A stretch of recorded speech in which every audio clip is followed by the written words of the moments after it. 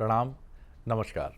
बहुत स्वागत है आपका उस कार्यक्रम में जिसका नाम है हे प्रभु आनंद दाता, और उसके एक और नए एपिसोड में हम आपका स्वागत करते हैं। और जैसा आप इस विशेष प्रस्तुति में बंसल न्यूज़ की अध्यात्म की उस छटा में जो किसी धर्म की वानगी प्रस्तुत नहीं करती है, वो सनातन सत्य की आवाज़ बनती है, उस सनातन सत्य का स्वर बनती है, जो इस प्रकृति में वायु की तरह, जल की तरह, मिट्टी की तरह, आकाश की तरह, अग्नि की तरह घुला मिला है। और इस समय जबकि तेज गर्मी की शुरुआत आप और हम सब अनुभव कर रहे हैं, और इसी के बीच में हनुमान जी की जयंती भी अब एकदम निकट है। हनुमान जी का चरित्र भारतीय परंपरा में, ख़ासतौर से सनातन परंपरा में, हिंदू परंपरा में एक अद्भुत देव के रूप में सामने आता है। वो एक ऐसे व्यक्तित्व हैं जिनसे जुड़े कई रहस्य तो शायद हम जानते ही नहीं, क्योंकि उन पर सभी देवों का आशीर्वाद है। और प्रभु श्री राम की पूजा तो संपूर्ण होती ही नहीं अगर वहाँ हनुमान जी का ध्यान ना हो। और जितनी भी बातें उनसे जुड़ी हुई हम सुनते हैं वो बड़ी पारंपरिक हैं, लेकिन कई और भी महत्वपूर्ण बातें ऐसी हैं, ऐसे प्रसंग हैं जो हनुमान जी को एक सर्वांग सम व्यक्तित्व के तौर पर आपके हमारे सामने प्रस्तुत करते हैं। वो इंद्रिय जीत हैं, इंद्रियों पर उनका पूर्ण नियंत्रण है, ब्रह्मचारी हैं, अतुलित बलधामा हैं,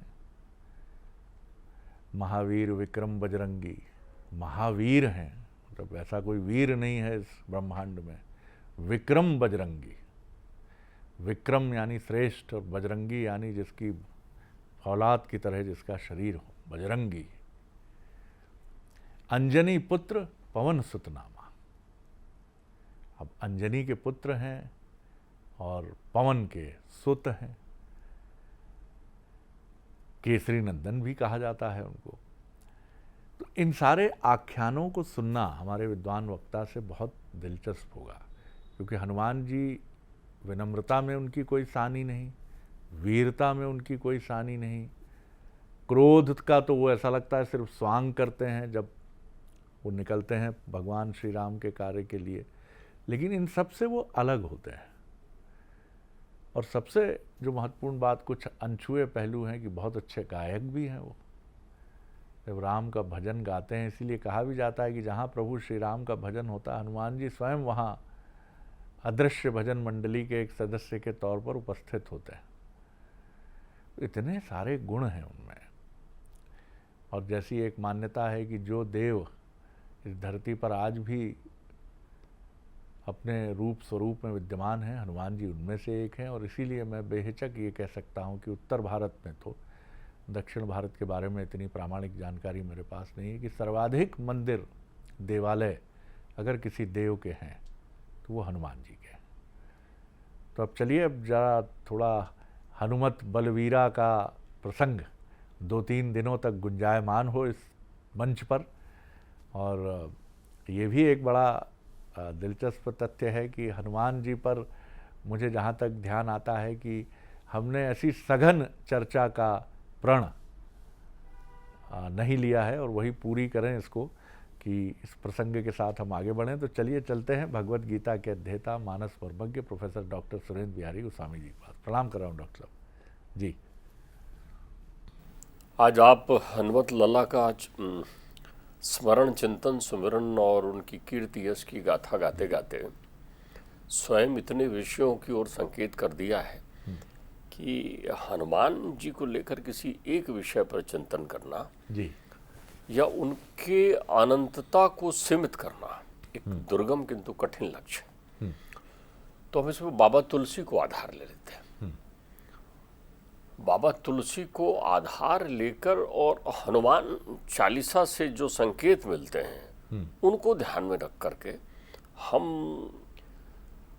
हनुमान जी के लीला प्रसंग को, कथा प्रसंग को और उनके अवतरण प्रसंग को ध्यान रखते हुए अपनी चर्चा प्रारंभ करेंगे। जी।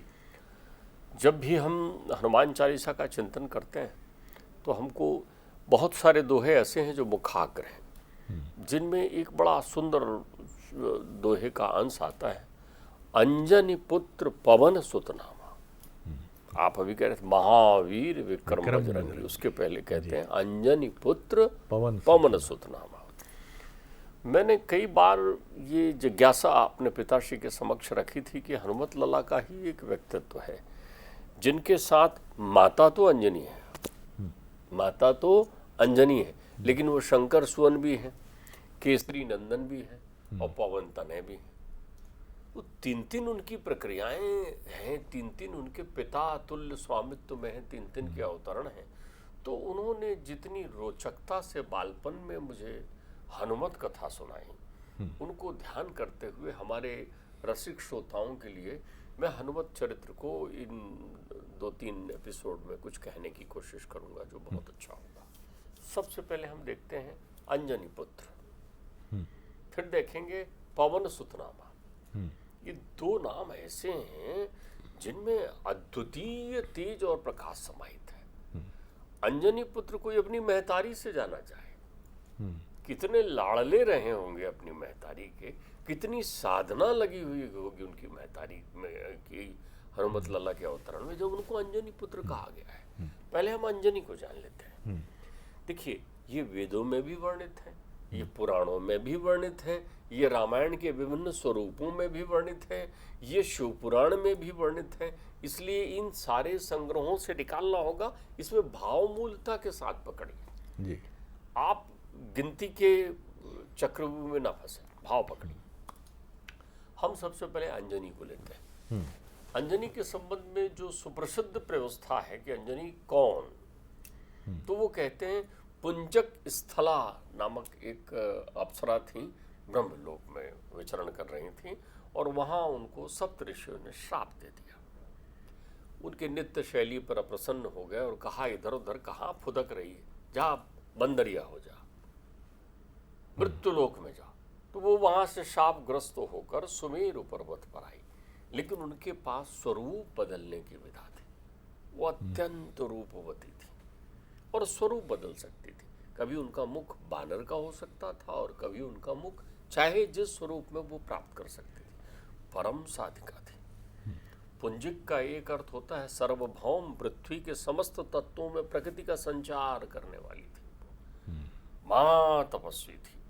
ये वर्णन जो है स्कंद पुराण में भी है, ये वर्णन जो है शिव पुराण में भी आता है, ये वर्णन जो है भविष्योत्तर पुराण में भी आता है, और इनका ये वर्णन ब्रह्मांड पुराण में भी आता है। तो मैया आई, एक एक सिद्धांत उनकी प्रक्रिया हुई।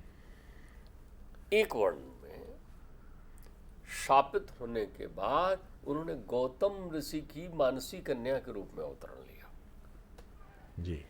अनियोजा है, ध्यान रखिएगा, गर्भ से नहीं आई है, तो मानसी कन्या होकर आई गौतम ऋषि की, यानी अहिल्या की पुत्री होकर आई कैलाश पर्वत पर, जब ऋषि ने अपना आश्रम बना रखा था और जगत विदित मैया अहिल्या वहां थी, तो उनकी मानसी पुत्री होकर के अंजनी आई, जिनका विवाह केसरी के साथ हुआ, जिनका विवाह परम पराक्रमी केसरी नंदन केसरी के साथ। ब्रह्मांड पुराण में तो एक अद्वितीय बात दूसरी कही गई। ब्रह्मांड पुराण में कहा गया था कि एक केसरी नामक दैत्य था जिससे शिव की अतुलित आराधना की, और शिव उसकी आराधना से प्रसन्न हो गए। तो उन्होंने कहा, बोल क्या चाहिए? बोले महाराज मेरे को पुत्र नहीं है, एक अनियोजित पुत्र दीजिए।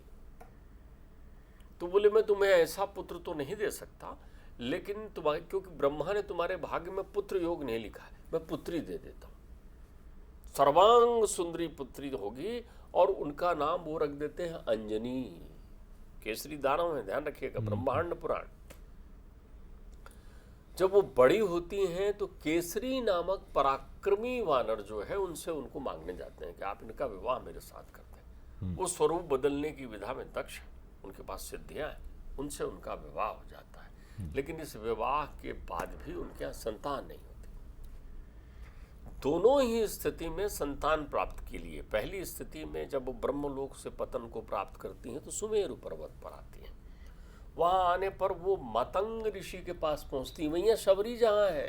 देखिए कैसे कथा मिल रही, मैया है, कितनी साधना करनी। मतंग मुनि के पास जाकर कहते हैं मेरे यहाँ संतान नहीं है भाई, मुझे पुत्र दो, क्या करूं बताओ।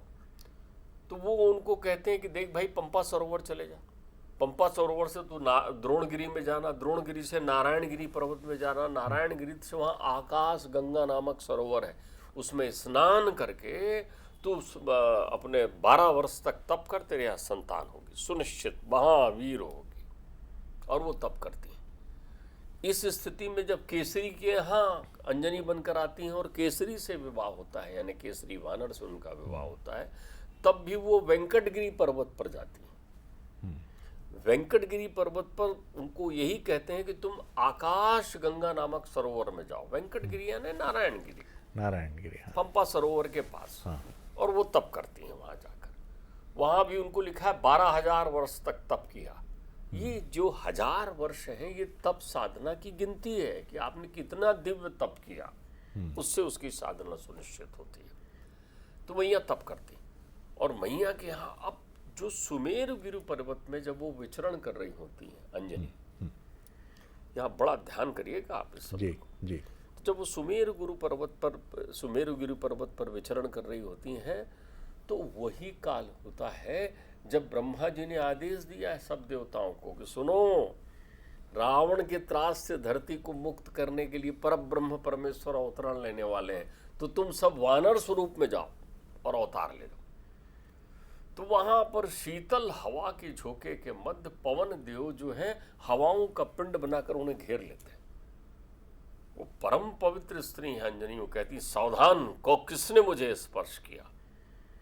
तो पवन देव कहते हैं मैया मैंने आपको स्पर्श नहीं किया है, मैंने आपको मानसिक स्पर्श किया है, क्योंकि मेरे दिव्य तेज से आपके यहाँ एक श्रेष्ठ महावीर बालक का जन्म होगा और वो इस धरा पर मेरे ही गुणों से संपन्न होगा।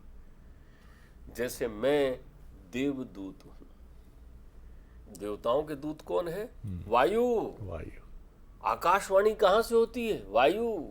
सबसे जल्दी कौन पहुंचकर खबर करते हैं? वायु। उनके गुप्तचर विभाग के अधिष्ठाता कौन है? वायु। जहां लोग छिपकर बैठते हैं वहां भी तो हवा चलती है, तो वो देवदूत कहलाते हैं। बोले मैं जैसे देवदूत हूं वैसे ये रामदूत तेरे यहाँ आ रहा है। वाह, ध्यान रखिएगा, देवदूत का पुत्र रामदूत। अब वो कहते हैं रामदूत मैं मात जानकी, रामदूत आएगा। और उनके वहां पर परमात्मा का प्रकाट्य होता है अयोनिज। जब परमात्मा प्रकट होते हैं, बजरंगबली का अवतरण होता है, हनुमान जी का अवतरण होता है, अभी तो हनुमान नाम होना है उनका, अवतरण होता है, तो उन्होंने लंगोटी लगा रखी है, कांधे मुंज है उनके, ऊपर का भाग एकदम रक्तांबर दिख रहा है, सुंदर सुशोभित मुख है उनका। तो वो जब प्रकट होते हैं और रोते हैं तो महतारी उनको जो है दुग्धपान कराती, माँ उनको गोद में लेती है, इतने आनंद विभोर हो जाती है महतारी कि आहा, उनकी दिव्यता को देखकर देवता आकर स्तुति करते हैं। होते ही बालक को भूख लगती है, महतारी कहती है कि भाई ये बालक तो विस्मयकारी और दिव्य है, मैं इसके लिए भोजन की कुछ और व्यवस्था करती हूँ, ये तो मुझे बलशाली दिख रहा है। क्योंकि वो धरा पर जहाँ खड़े होते हैं वहां धरती हिलने लगती है ना। जी जी जी। तो मैया जो है कोई भोजन की व्यवस्था में पहुंचती है, तब तक ब्रह्म मुहूर्त का सूर्य अपनी लालिमा के साथ उदय हो रहा होता है। देखते हैं हनुमान जी, ये बोले यही कुछ खाने का होगा। बोले देखिए आप, हनुमान जी बड़े वेग से उसको फल समझकर, पावन पुत्र हैं, क्षण मात्र में कई योजन पार करके उनके पास पहुंच जाते हैं। कितने दृश्य एक साथ चल रहे हैं शरद जी, आप देखिए।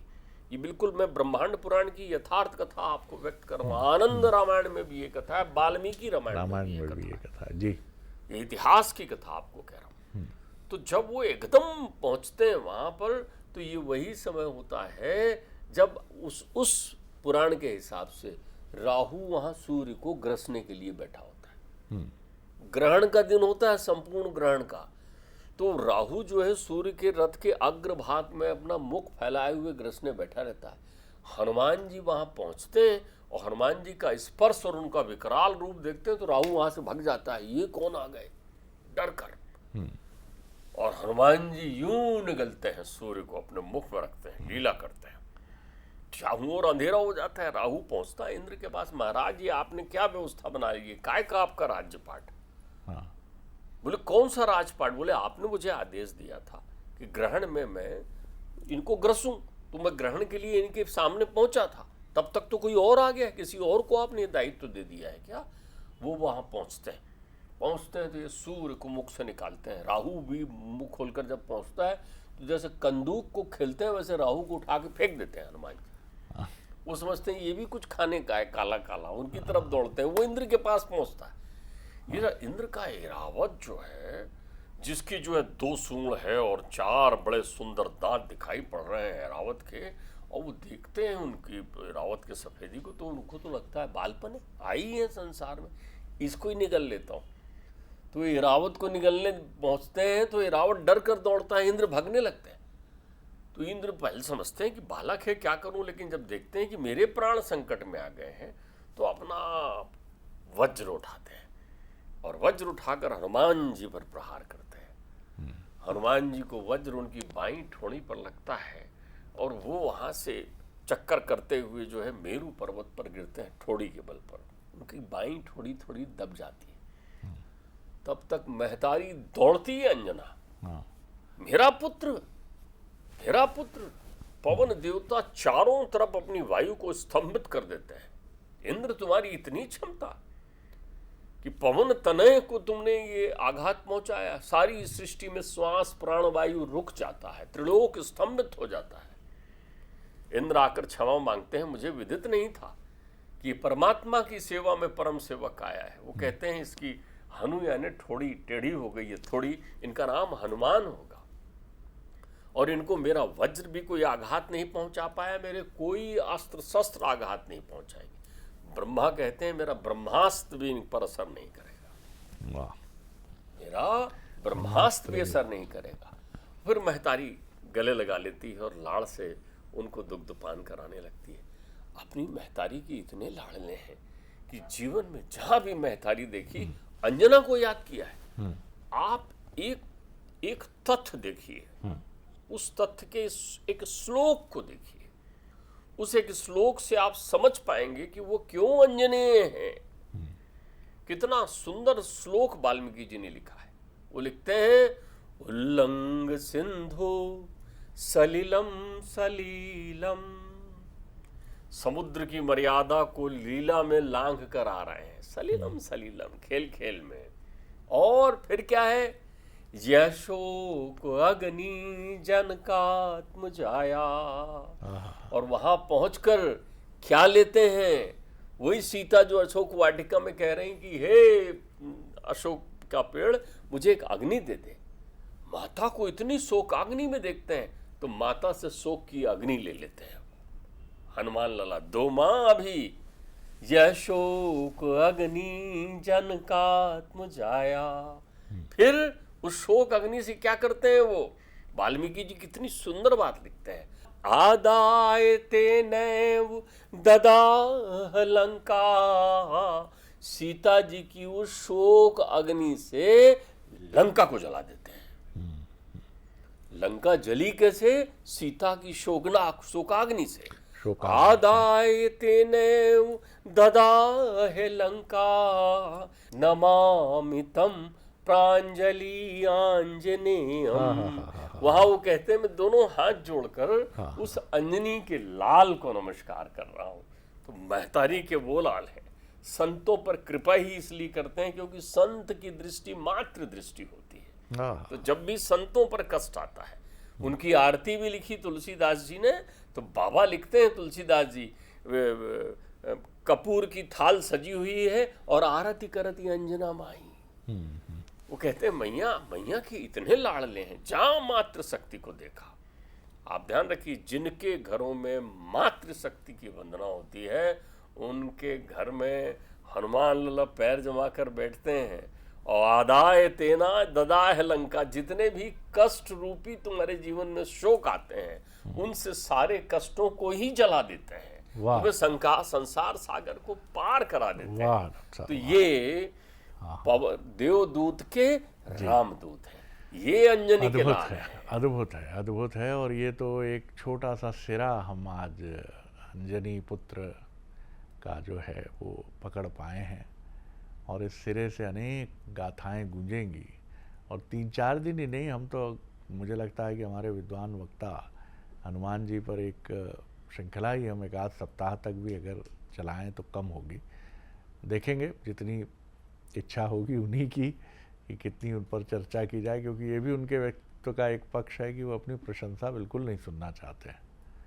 बहुत इस मामले में बहुत ही वो पर्टिकुलर हैं। आप कह सकते हैं कि बिल्कुल भी नहीं, जो भी बात करिए आप प्रभु श्री राम की करिए, मैं तो बिल्कुल भी इस योग्य नहीं हूँ।